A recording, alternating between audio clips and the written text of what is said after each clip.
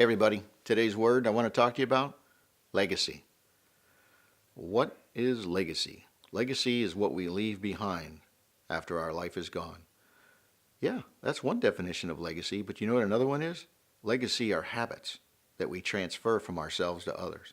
And most of the time, most likely, it's your inner circle where you transfer a legacy habit, especially to your children. Children do what you do, not what you say. Remember that. And they also spell love, T-I-M-E. Remember that. So you want to be careful about your legacy and careful about the legacy habits that you sow into other people. Just cognizant of it. If you know that you're leaving legacy everywhere you go and throughout your life, you'll be more conscious of it and you'll be more capable to develop your own legacy. So let's start with a clean slate today. What's your dash? Which is another way of saying legacy. The dash is that little thing between the date we were born and the date we died on a tombstone. What's your dash? Your dash is the legacy that you left. How's it going so far for you? What kind of legacy are you leaving? What kind of legacy do you want to leave, more importantly? Because you can draw a line in the sand right now and change your legacy and change your life, especially to those people that you love. And what's your legacy to the world? What difference are you making? What impact are you making? Think about that. Legacy. That's a big word. It isn't just about the financial wellness that you have, and I've left a legacy for my family. Trust me, that money means more to you if that's your point of view than it does to the people you're leaving it for. They're going to take that cash when you die and do whatever you want with it. I don't care what the will says or what happens. Once they get that cash in their hands, they're going to do whatever they want. If it's a property you're leaving them, they're going to do whatever they want. If it's a job that you're leaving and you're a highly paid executive and you own a business or a CEO, I guarantee when you retire from that job, you quit that job, get fired from that job, or die from that job, whoever picks up that legacy is going to run it their way and create their own legacy. So we don't really own legacy. We form legacy and then transfer it to others. And if they buy into it, it becomes their legacy as well. So legacy is financial, legacy is emotional, legacy is a culture of thought. That's what E5 Leadership Academy is all about. How to change the culture of thought, not only in your life, but in the lives of many, many other people, in the lives of the world. You know, one of the legacies that I focus on is to teach a man or a woman or mentor a man and a woman, and they change their family and they change the country.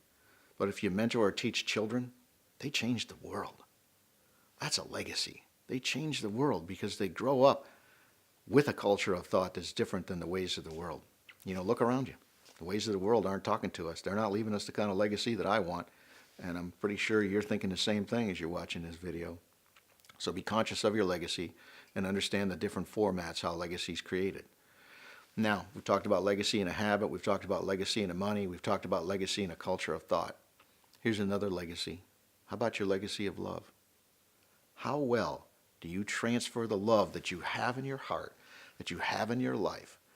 And how well do you give it out and give it out freely? When it comes to the legacy of love, be a river. Let that goodness flow from your heart. Let it flow from your mind. Let it flow from you. And give everybody around you, especially those people that you know and love the most. Never be afraid to shower them with a legacy of love. You can just never, ever go wrong. And you know, love covers up an awful lot of things that go bad in our lives. Forgiveness comes from love. Reconciliation comes from love. Strength comes from love. Insurmountable strength actually comes from love. When two or more people are gathered together and they create a bond of love, you know, it's so hard. It can't be broken. It takes an extraordinary exterior source to break that bond of love. So also focus on a legacy of love. Hi everybody, it's Mark. If you enjoyed that video lesson, I have 3 things that you can do right now to continue your journey at E5 Leader. First of all, you can sign up for this channel. That way I can deliver weekly video lessons to you that'll transform your life. Secondly, you can go to e5leader.com where I have a bunch more free training videos, newsletters, blogs, all kinds of great information on the secrets to leadership lessons that have transformed the top leaders in this country. In addition to that, I'll share with you upcoming events and live events that we're doing, and you can check us out on other social media networks as well. And the last thing, you can buy the new book.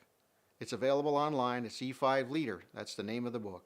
And what it is success tools to help you maximize your potential and to create equilibrium in your life.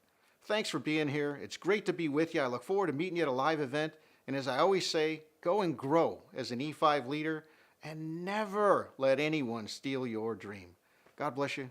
I'll see you soon.